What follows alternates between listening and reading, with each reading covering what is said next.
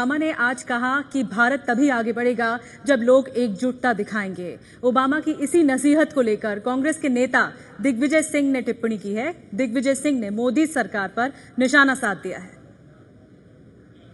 हमारे साथ हैं कांग्रेस महासचिव दिग्विजय सिंह, जिन्होंने आज बराक ओबामा के भाषण के बहाने प्रधानमंत्री नरेंद्र मोदी को ढेर सारी नसीहतें डाली। सर, आपने बहुत सारी बातें कह दी मोदी जी को।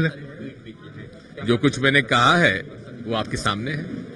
क्या माने, कुछ आपको लग रहा है कि कुछ ज्यादा ही नरेंद्र मोदी इम्प्रेस कर रहे हैं ओबामा को? अगर इम्प्रेस किया होता तो इस प्रकार की टिप्पणी बराक ओबामा साहब नहीं करते, जो उन्होंने भारत में आकर भारत के लोगों को संबोधित करते हुए भारत के संविधान की धारा 25 का उन्होंने को याद दिलाया। अगर इतने प्रभावित होते तो शायद ये नहीं होता। तो आपने कहा है कि मोदी जी अब भागवत जी और जो विश्व हिंदू परिषद के नेताओं से कहें कि ये घर वापसी का प्रोग्राम बंद किया जाए। ये मुद्दा ही नहीं है। ये आपने जो मुद्दा बनाया हुआ है अपनी असफलता को ढकने के लिए बनाया हुआ है। आपने जितने वादे कर दिए अब वो पूरे नहीं हो रहे हैं, तो उनको ढकने के लिए आपने हिंदुत्व का अपना राग अलापना चालू कर दिया। तो आपको लग रहा है इस यात्रा से देश को कुछ हासिल हुआ है? अब ये निर्भर करेगा जब समझौते होंगे और समझौते जनता के बीच में लाए जाएंगे तब पता पड़ेगा। न्यूक्लियर डील को लेकर भी रहस्य बना हुआ है कि हुआ है कि नहीं हुआ है तो कितना देश के पक्ष में हुआ है, क्या कहेंगे?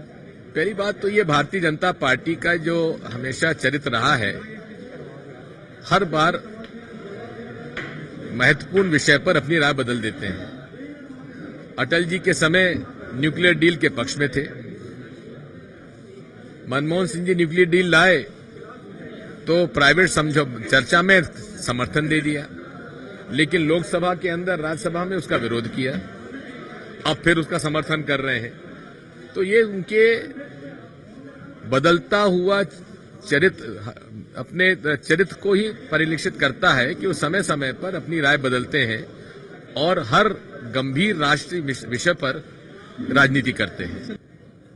तो सुना आपने दिग्विजय सिंह को किस तरह से वो सीधे सीधे निशाना साध रहे थे सरकार पर और कहा कि सरकार के भीतर ही गंभीरता नहीं है नियमों को लेकर या न्यूक्लियर डील को लेकर, तभी इस तरह की असमंजस स्थिति बनी हुई है सरकार के भीतर ही। और साथ ही मोदी सरकार पर निशाना साधा कि कोई भी उपलब्धि एज सच नहीं मिली मोदी सरकार को कि बराक ओबामा आए हैं भारत में। इतनी बड़ी यात्रा के दौरान बराक ओबामा अपनी प्रसन्नता भी जाहिर कर रहे थे, लेकिन मोदी सरकार को कोई उपलब्धि नहीं मिली क्योंकि कुछ ठोस निकलकर सामने नहीं आया। और अभी भी सरकार के भीतर असमंजस की स्थिति बनी हुई है और बीजेपी ने पलटवार करते हुए निशाना साधा है। अमेरिकी प्रेसिडेंट बराक ओबामा ने कहा है कि भारत बेहद सफल देश रहेगा अगर धार्मिक सद्भाव कायम रहता है। इस पूरे मसले पर बातचीत करने के लिए हमारे साथ संबित पात्रा हैं। संबित, क्या बराक ओबामा क्या कहना चाह रहे हैं कि जो भारत की छवि है वो ऐसी है कि धार्मिक सद्भाव नहीं रहता यहाँ? पूरे स्पीच को कॉन्टेक्स्ट में देखिए। पहले तो बराक ओबामा जी हिंदुस्तान आए और हिंदुस्तान में जिस प्रकार से उन्होंने पूरे तमाम भाषणों को रखा, उन्होंने स्पष्ट रूप से कहा है कि भारत एक सफल देश है और भारत ही अमेरिका का सर्वप्रथम पार्टनर होगा। उन्होंने सफल बताया है।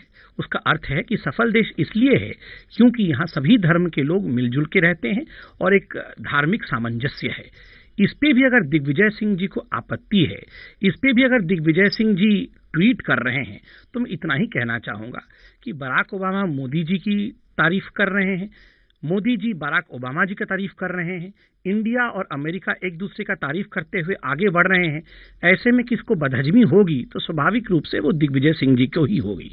तो ऐसे में किसी को अगर उपचार की आवश्यकता है वो दिग्विजय सिंह जी को है। नहीं, लेकिन दिग्विजय सिंह को उपचार की आवश्यकता है ये तो आप कह रहे हैं। दिग्विजय सिंह कह रहे हैं उपचार की आवश्यकता तो वीएचपी को जो घर वापसी कार्यक्रम कर रही है, तो सीधे सीधे जो असलियत है उस पर सवाल उठा रहे हैं दिग्विजय सिंह।